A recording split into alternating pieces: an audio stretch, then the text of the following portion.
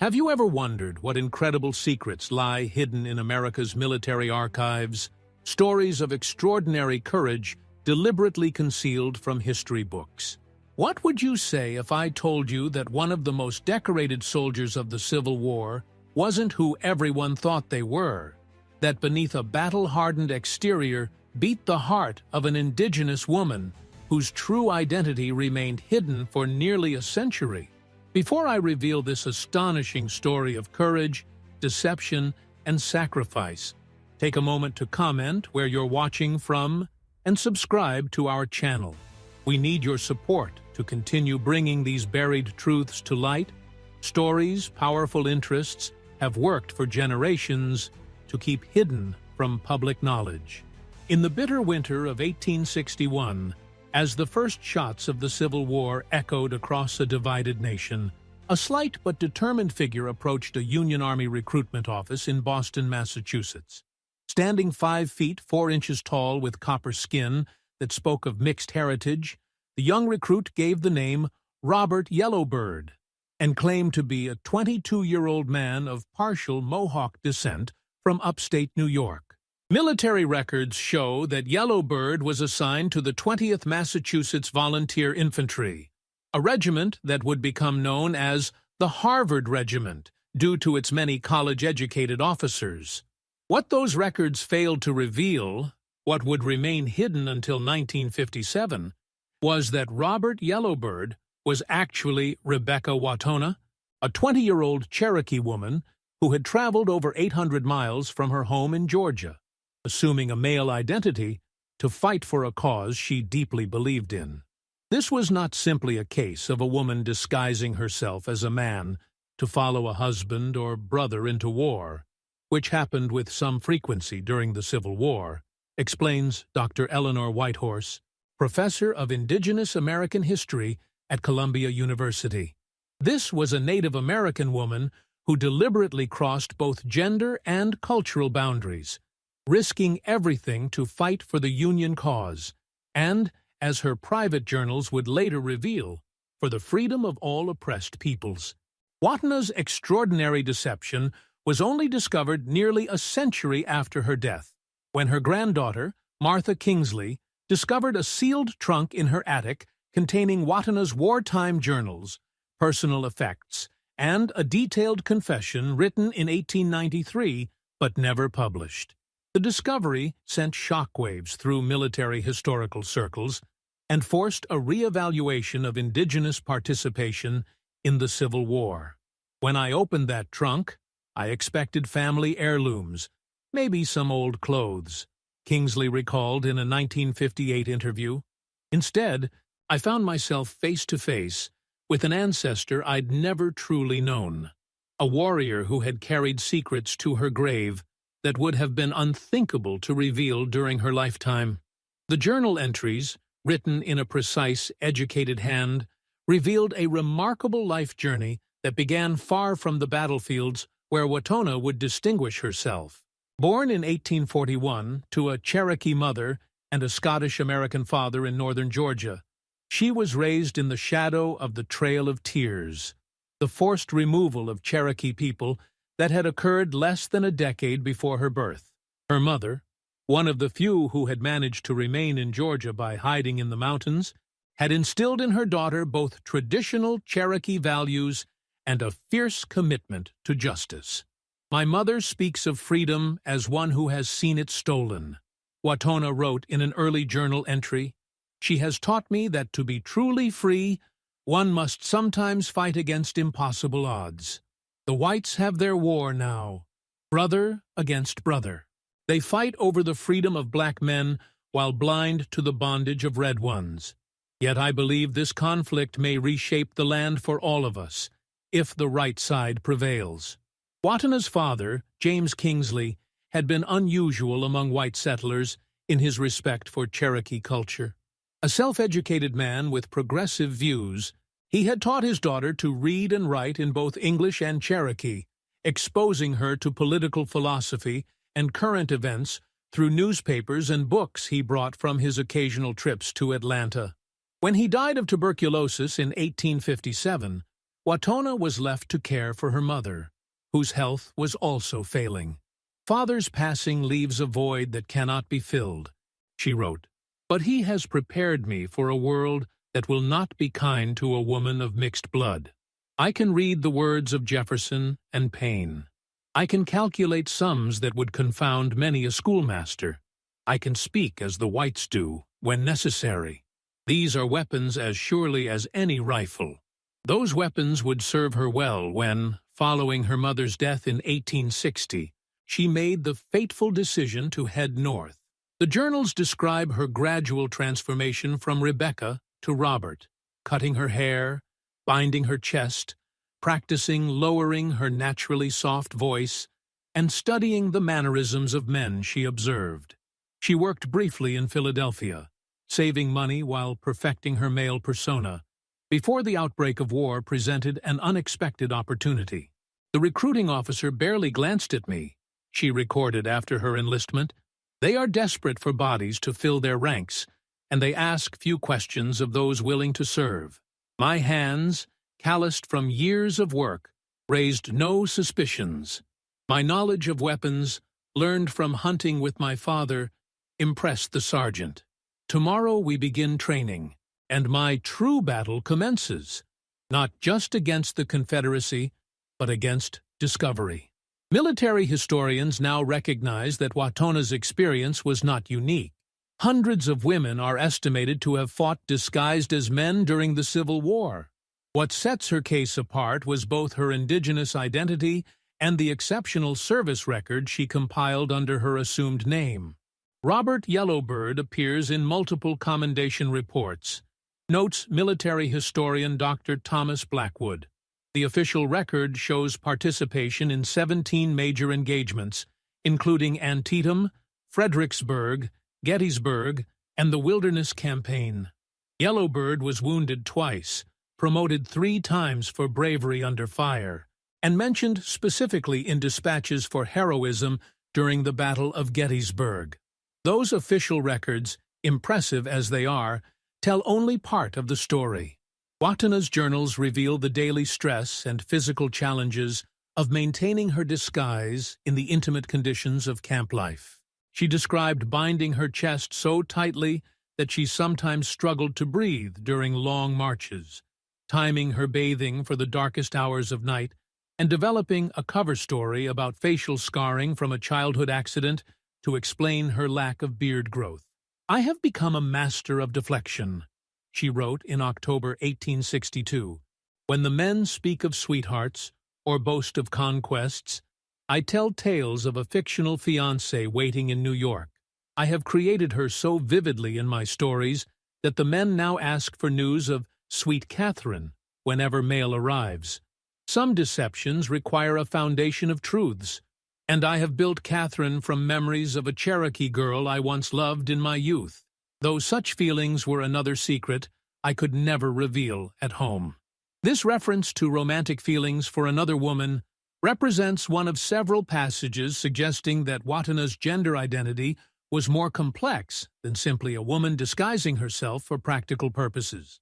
Some scholars have suggested that her comfort in a male role may indicate what modern terminology would describe as a non-binary or transgender identity, though others caution against imposing contemporary concepts on historical figures. Watona's writings show remarkable comfort with her male persona, observes Dr. Sarah Running Deer, professor of gender studies and indigenous history at UCLA. Unlike many other documented cases of women who fought as men during the Civil War, she never expresses longing to return to female presentation. Instead, she writes about the freedom and authenticity she feels in male attire, suggesting that her gender journey was about more than just accessing male privilege or serving in the military.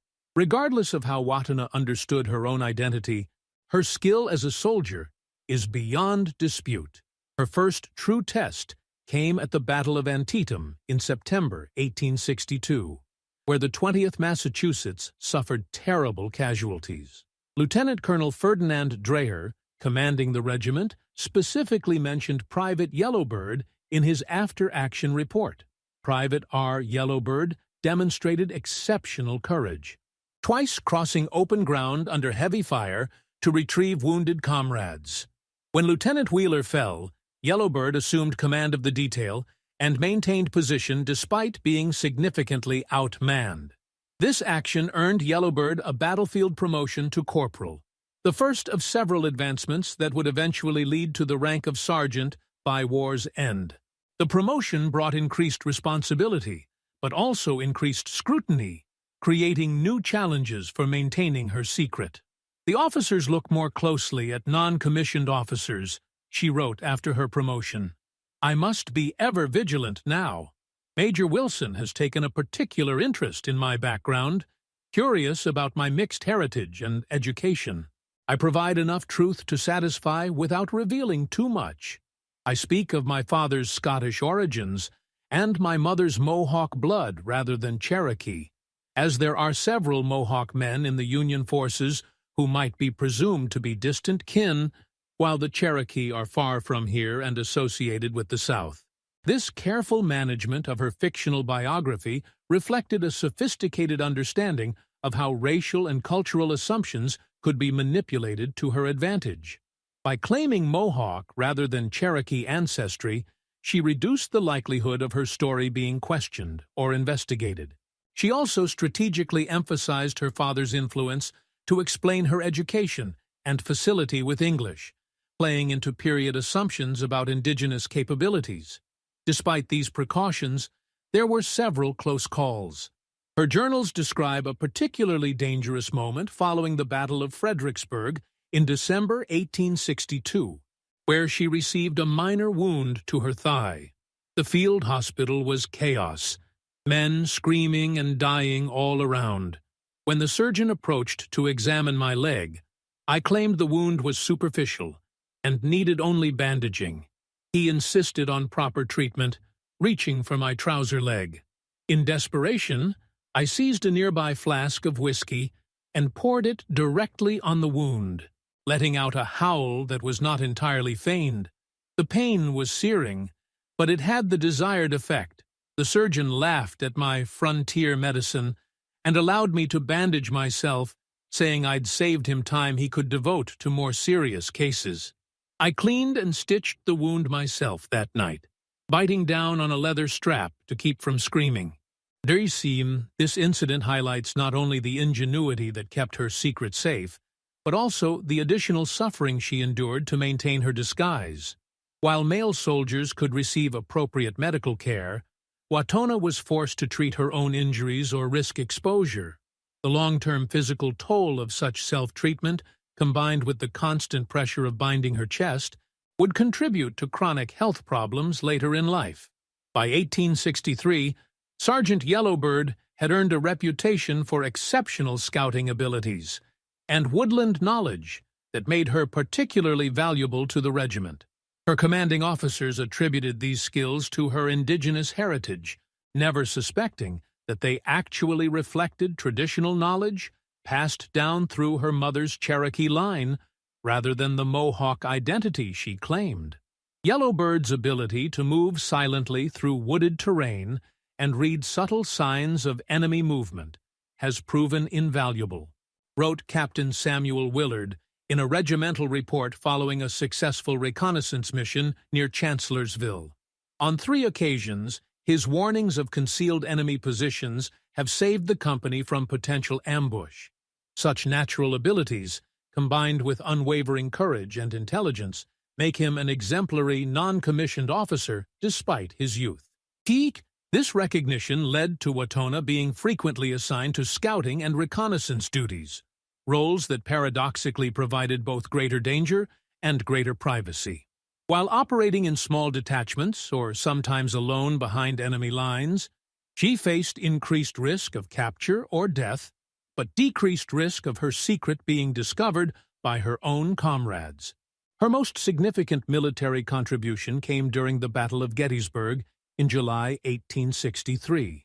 The 20th Massachusetts was positioned on Cemetery Ridge, directly in the path of Pickett's charge on the battle's 3rd day. As Confederate forces prepared for their fateful assault, Sergeant Yellowbird was returning from a scouting mission and observed the massive formation assembling. Official reports credit Yellowbird with providing crucial advance warning of the impending attack, allowing Union forces valuable time to prepare their defenses. What those reports don't mention, but Watona's journal describes in detail, is how she obtained that information. I encountered a Confederate deserter, a Cherokee man from North Carolina who had been conscripted against his will.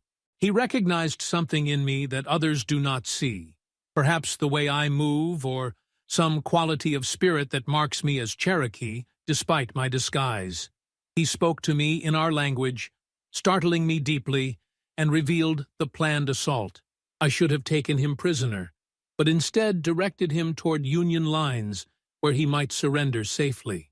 Away from my unit, where questions about our exchange might arise. Some loyalties transcend this white man's war. This encounter represented one of several moments when Watona's Cherokee identity created connections across battle lines. Her journals mention at least 3 instances where she encountered other Indigenous soldiers fighting for either the Union or Confederacy, exchanges that often involved complex negotiations of tribal, national, and military identities.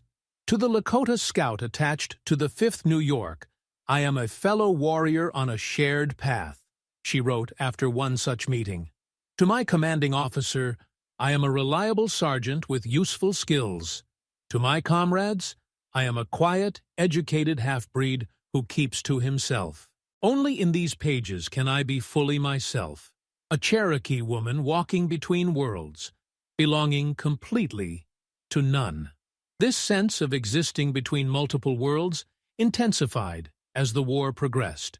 By 1864, as the conflict ground toward its bloody conclusion, Watona had spent nearly 3 years living as Robert Yellowbird. Her journals from this period reveal increasing physical toll, but also a growing sense of purpose. The men speak constantly of returning home, to wives and sweethearts and former lives. She wrote in April 1864, "I have no such home to return to. The woman I was has faded like morning mist. The man I present as has no existence beyond these battlefields. Yet I have found purpose in this strange half-life, fighting not just for union, but for a future where people of all kinds might claim their freedom. If I die here, at least I will have lived and fallen as a warrior." That fate nearly came to pass during the Battle of Spotsylvania Courthouse in May 1864. In some of the war's most intense fighting, Sergeant Yellowbird led a small detachment defending a section of the infamous Bloody Angle, a bend in the Confederate defensive works that became the site of nearly 24 hours of continuous hand-to-hand combat. Captain William Bartlett's official report described Yellowbird's actions. Sergeant Yellowbird, despite sustaining a severe wound to the shoulder early in the engagement, refused evacuation and maintained command of his position for 11 hours of continuous combat. When ammunition ran low, he organized a collection party that retrieved cartridge boxes from the fallen under heavy fire. His position was never relinquished, and upon relief, he collapsed from loss of blood but refused preferential treatment, insisting that enlisted men be tended first. Watona's own account of the battle is more visceral. "I have seen the face of war stripped of all glory or purpose. Men tore at each other like animals, fighting over a mud wall as if it were the gateway to paradise. My wound came early, a ball passing clean through the muscle above my collarbone. The pain was immediate and blinding, but to leave my men was unthinkable. I bounded as best I could, and continued. By nightfall, we fought over barricades of our own dead. When relief finally came, I believed I might die, and felt only gratitude that I would be recorded as falling as Sergeant Yellowbird, rather than being discovered in a field hospital as Rebecca Watona. This wound proved more serious than her previous injuries, and necessitated actual medical treatment. How she maintained her secret during this vulnerable period is described in a remarkable passage. "Providence sent me an unexpected guardian. The field surgeon, Dr. Jenkins, began cutting away my bloodied shirt, despite my protests. Before he could expose my binding, his orderly, a contraband man named Isaiah, who had escaped slavery in Virginia, deliberately knocked over the surgical table. In the ensuing chaos of scattered instruments, Isaiah whispered to me, "I know what you are. My sister fought at Manassas the same way. Let me help you." When the doctor returned, Isaiah had already bandaged my torso, claiming he'd done so to staunch bleeding, while the doctor was occupied with other patients. That night, Isaiah brought me fresh bandages and helped me rebind myself properly, his dark hands gentle and his eyes understanding. "Some risks are worth taking," he said, "when the cause is just." This account represents one of the earliest documented instances of cooperation between an African-American man and an indigenous woman in American military context, a reminder of the complex alliances and identities that existed beneath the surface of the Civil War's simpler narratives. The wound suffered at Spotsylvania would trouble Watona for the rest of her life, leaving her with limited mobility in her left arm and chronic pain. Nevertheless, she returned to duty after 6 weeks of recovery and served through the remainder of the war, participating in the siege of Petersburg and witnessing the Confederate surrender at Appomattox Courthouse in April 1865.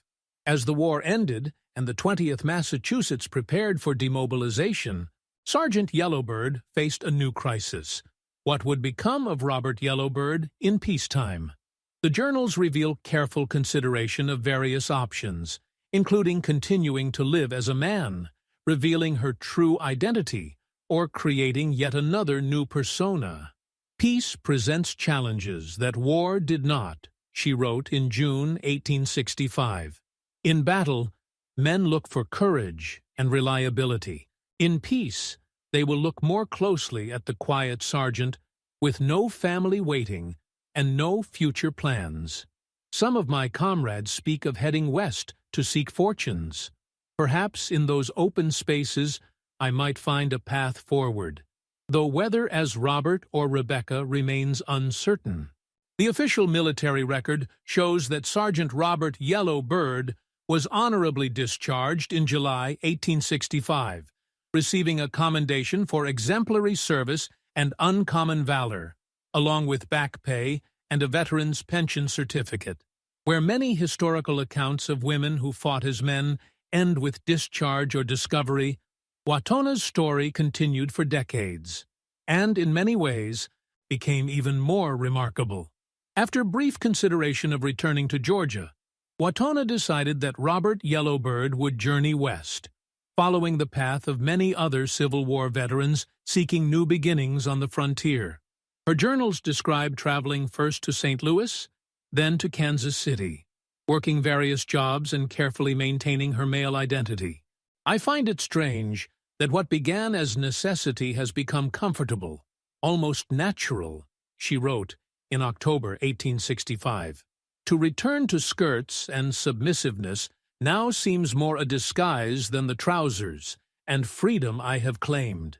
Yet I remain between worlds, not fully man nor woman, not fully white nor Cherokee, not fully anything except myself. Perhaps that is enough." This philosophical acceptance of her liminal identity would be tested when, in 1867, she arrived in the newly established Colorado Territory and encountered an unexpected opportunity. A land agent in Denver, impressed by her military record and literacy, offered her a position as a government liaison to indigenous communities in the region. The role would capitalize on her status as a perceived civilized Indian who had served the Union cause, a rare combination that territorial officials believed would help in negotiations with local tribes. The irony of a Cherokee woman disguised as a half-Mohawk man being hired to represent U.S. government interests to other indigenous peoples was not lost on Watona. Her journals from this period reveal complex feelings about the role. "I have become an interpreter between worlds in more ways than anyone could possibly understand. When I translate between English and Cheyenne, I am also translating between the man they believe me to be and the woman I was born as, between the loyal Union veteran I appear and the Cherokee who understands all too well the broken promises these Western tribes are being offered. This position brought her into contact with numerous tribal leaders and U.S. officials during a critical period in Western history. Her unique perspective, a Cherokee intimately familiar with the long history of broken treaties, passing as a male government representative, allowed her to subtly influence some negotiations in ways that benefited Indigenous communities, while still maintaining her cover and government position.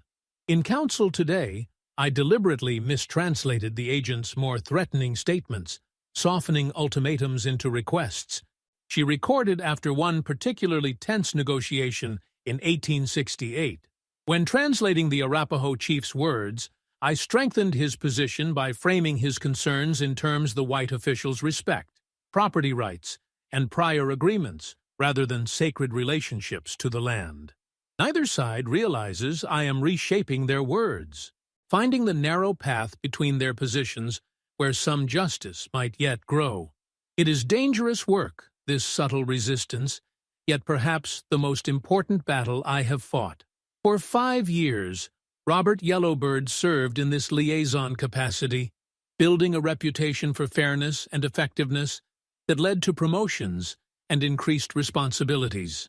During this period, Watona's journals document growing connections with local communities, particularly with Indigenous women who sometimes perceived aspects of her true identity despite her disguise. In 1872, after 5 years of government service, Watona's life took an unexpected turn when she met Sarah Littlefeather, a northern Cheyenne woman working as an interpreter for her tribe. Their initial professional relationship quickly deepened into a profound connection that would alter the course of Watona's carefully constructed life. There is something about Sarah that unsettles and attracts me, Watona wrote in November 1872. She watches me with eyes that seem to see beneath the surface. Yesterday, as we prepared for the Treaty Council, she spoke to me in Cheyenne rather than English, saying words that translated roughly as sister spirit in brother form. When I asked what she meant, she simply smiled and said some people carry both masculine and feminine spirits, and among her people, such individuals are considered specially gifted rather than deceptive. For Teak, this encounter marked the first time in more than a decade that Watona had been recognized as something other than the male persona she presented. Not as a woman disguising herself, but as a being with a complex gender identity that traditional Cheyenne culture had frameworks to understand and respect. Over the following months, a deep bond formed between them. Sarah gradually became Watona's confidant, the first person since the war to whom she revealed her full identity and history. Rather than rejection or exposure, Sarah offered understanding and companionship. I have lived so long in fear of discovery that I hardly know how to exist without it. Watona confessed in her journal after revealing her secret. Sarah accepts all that I am, Cherokee and educated, woman and warrior, neither fully one thing nor another. She calls me Two-Spirit in her language, a sacred designation rather than a shameful secret. For the first time since childhood, I feel fully seen and not diminished by that seeing. BT, their relationship deepened into a lifelong partnership that would require its own careful negotiations with societal expectations. In the spring of 1873, they developed a plan that would allow them to build a life together while protecting Watona's secret and respecting both their cultures. Robert Yellowbird officially resigned from government service, using the military pension and savings accumulated over years of work to purchase a small ranch near the border between Colorado Territory and Wyoming. The property was strategically located, remote enough for privacy, but accessible to both white settlements and Indigenous communities traveling between reservations and traditional territories. The public story they created was straightforward. Robert Yellowbird, Civil War veteran and former government liaison, had married Sarah Littlefeather in a small private ceremony and established a homestead where they would raise horses and cattle. In an era of limited documentation and frontier flexibility, this narrative raised few questions. "We have created a third identity for me now," Watona reflected. Not Rebecca the Cherokee woman, not Robert the male soldier, but something between them. A public person who lives as Sarah's husband, while privately being something more complex. Sarah says I need not choose between these selves, but can honor all parts of who I am. It is a freedom I never imagined possible. Their ranch quickly became known as a safe stopping place for Indigenous travelers moving through the region, particularly for those navigating between the official reservation system and traditional territories. Yellow Bird Ranch, as it became known, developed a reputation for hospitality, fair trading, and discretion, a place where both native and white visitors were treated with equal respect. This unique position allowed Watona and Sarah to serve as important, if unofficial, intermediaries during the increasingly tense relations between Indigenous nations and the expanding American state in the 1870s. Their ranch became a neutral ground where information could be exchanged, grievances aired, and sometimes conflicts avoided through timely communication. "Our home has become a crossroads between worlds," Watona wrote in 1875. "Last week, we hosted both a Lakota hunting party returning from traditional grounds and a cavalry detachment the following day. Neither knew of the other's visit. To the Lakota, we are allies who understand their struggles. To the soldiers, we are a civilized Indian household demonstrating successful assimilation. Both see what they expect to see, while we navigate the dangerous currents between these opposed forces." This delicate balancing act became increasingly difficult as conflicts intensified following the discovery of gold in the Black Hills and the subsequent Great Sioux War of 1876 to 1877. Watona's military background and government connections made her suspect to some Indigenous groups, while her known sympathy for Native concerns raised eyebrows among territorial officials. The most significant crisis came in the aftermath of the Battle of the Little Bighorn in June 1876. As the U.S. Army intensified operations against Indigenous communities across the region, Yellow Bird Ranch became a refuge for several Cheyenne families fleeing the violence, relatives of Sarah who had been separated from the main group during the fighting. "We harbor 15 souls now," Watona recorded in August 1876. 3 men, 7 women, and 5 children, all exhausted and terrified. The Army is scouring the region for any Indigenous people not on reservations, considering all hostiles regardless of their actual involvement in the fighting. If discovered giving shelter to these families, we would face serious consequences. I as a traitor to the government I once served, Sarah as an accomplice. Yet to turn them away would be a greater betrayal of everything I have come to believe about justice and humanity. For 3 tense weeks, they concealed the families in a network of natural caves on their property, bringing food and supplies under cover of darkness. When cavalry patrols visited the ranch, Robert Yellowbird leveraged his status as a decorated Union veteran to deflect suspicion, sharing coffee and war stories with officers while fugitives hid less than a mile away. This dangerous situation resolved when Watona was able to arrange safe passage for the families to relatives on the newly established Northern Cheyenne Reservation, using contacts from her government liaison days to secure travel permits. This successful protection of vulnerable people marked a turning point in how Watona understood her unique position and responsibilities. "I have spent so many years concerned with maintaining my own secret that I sometimes forgot the purpose behind it," she reflected afterward. "This deception I live is not merely for my own comfort or safety, but allows me to exist in the spaces between opposed worlds where I can sometimes make difference. Perhaps this is why the Creator made me as I am, to bridge divides that others cannot cross. This philosophical acceptance of her complex identity coincided with a period of relative stability and prosperity for the ranch. Through the late 1870s and 1880s, Yellowbird Ranch expanded its operations, becoming known for quality horses, particularly suited to the regional terrain. The business provided financial security that allowed Watona and Sarah to support various community initiatives, from education for Indigenous children to medical care for both native and settler communities. Throughout this period, Watona maintained her male identity in public, while exploring a more fluid gender expression in private. Her journals describe how, within the safety of their home, she sometimes returned to certain aspects of feminine presentation, while retaining the confidence and authority she had developed as Robert. Sarah has gifted me a beautifully beaded dress in the Cheyenne style, not to replace my usual attire, but to honor the completeness of who I am. She wrote on her 50th birthday in 1891. I wear it in the privacy of our home on special occasions, not as a disguise or a return to womanhood, as defined by white society, but as an acknowledgement of the feminine aspects of my spirit.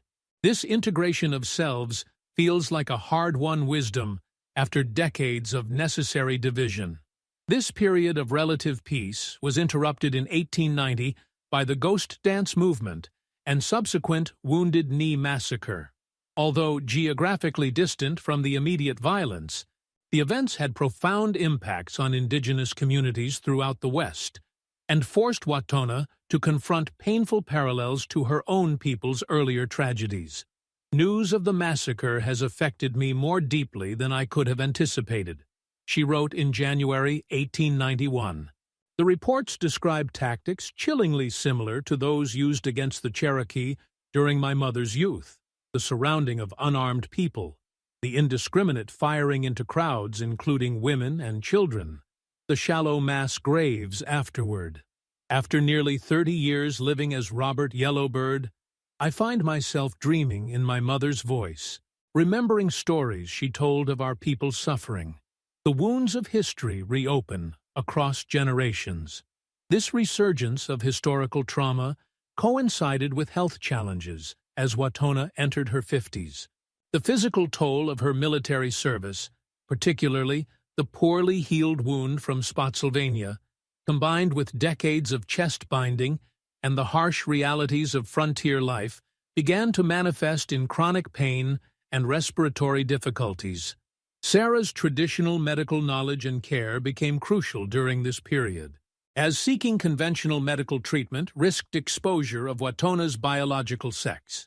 Together they managed her declining health through a combination of Indigenous healing practices, careful self-treatment, and occasional consultations with a trusted physician in Denver, who believed he was treating war injuries in an aging male veteran.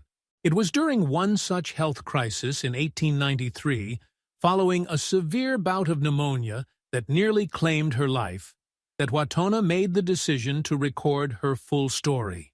Over several months of recovery, she compiled a detailed manuscript describing her journey from Cherokee girl to Union soldier to frontier rancher, including her motivations, challenges, and reflections on gender, identity, and belonging in America. I do not write this for publication now, she explained in the manuscript's introduction.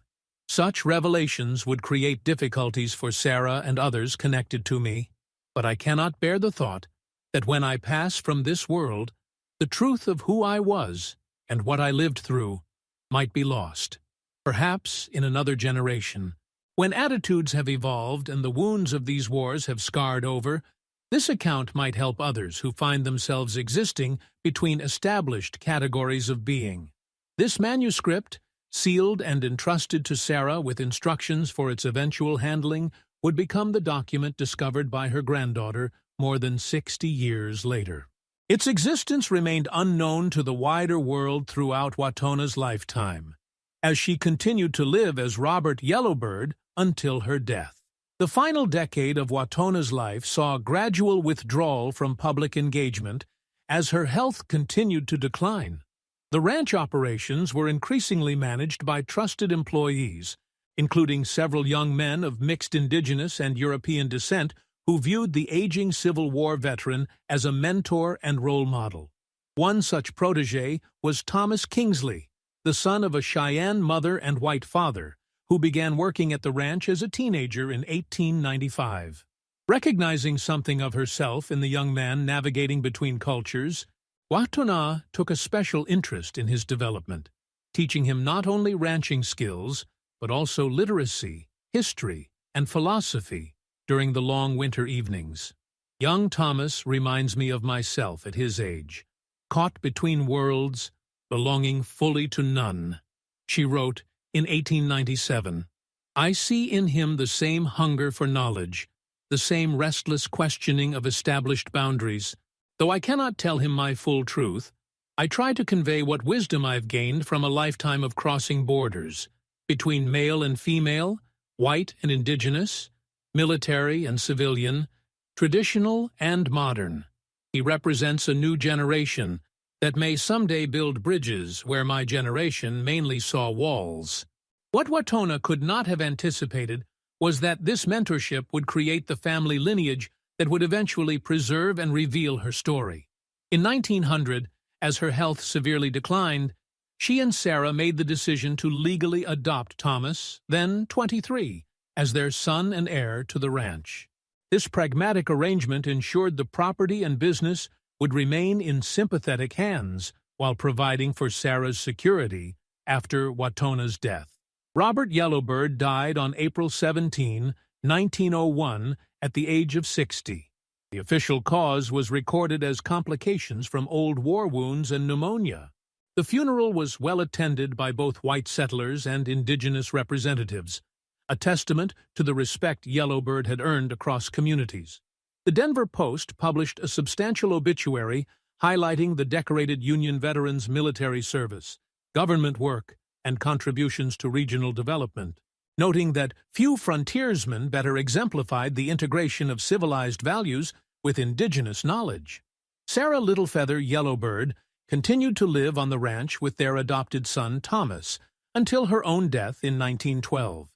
Before passing, she transferred to Thomas not only the sealed manuscript, but also Watona's Civil War journals, military commendations, and personal effects, an archive of a remarkable life lived in disguise.